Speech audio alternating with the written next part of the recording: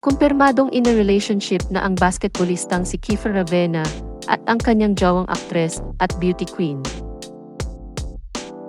Binati kasi siya nito nung ipinagdiwang niya ang kanyang ika-31 kaarawan noong October 27, 2024. Ipinost na rin ni Kiefer sa kanyang Instagram account ang ilang mga larawan nila ng kanyang jowa.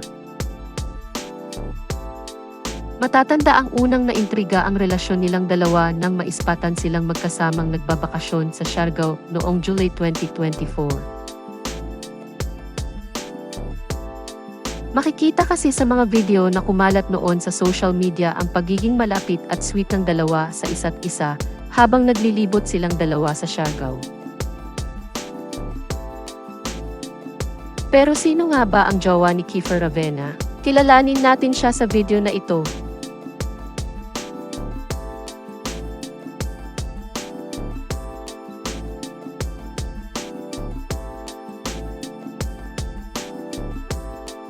Ang bagong jowa ng professional basketball star ay ang aktres at beauty queen na si Diana Maki.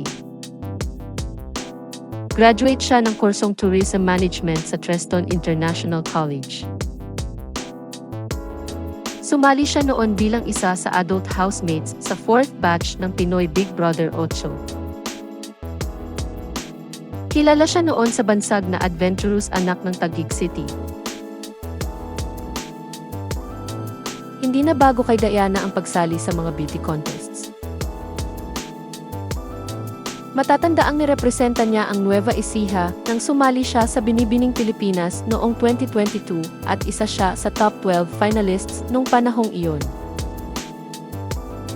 Bukod sa pagsali niya sa Binibining Pilipinas, sumali rin siya noon sa Miss Philippines Earth at Miss Manila.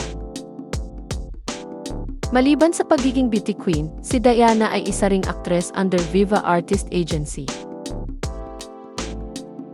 Isa siya sa cast members ng teleseryeng Ang Probinsyano at sa TV miniseries na Section Saint Valentin: The Disappearance of Divine. Nagtatrabaho si Diana sa Philippine Airlines bilang isang flight attendant at makikita naman sa kanyang social media account ang mga larawan ng kanyang travels during layovers. Sa ngayon ay nag-aaral siya sa Aviation School na Top Flight Academy. Si Diana mismo ang nagsapubliko ng relasyon nila ni Kiefer nang batiin niya ang basketballista sa kaarawan nito. Ayon kay Diana, best plot twist ng taong 2024 kung ituring niya ang pagkakakilala niya kay Kiefer.